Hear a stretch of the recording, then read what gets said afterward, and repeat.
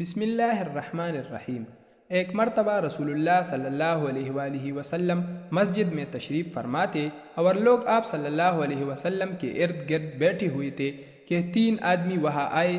ان میں سے 2 رسول اللہ صلی اللہ علیہ وآلہ وسلم کے سامنے پہنچ گئے اور ایک واپس چلا گیا۔ پھر دونوں رسول اللہ صلی اللہ علیہ وآلہ وسلم کے سامنے کھڑے ہو گئے۔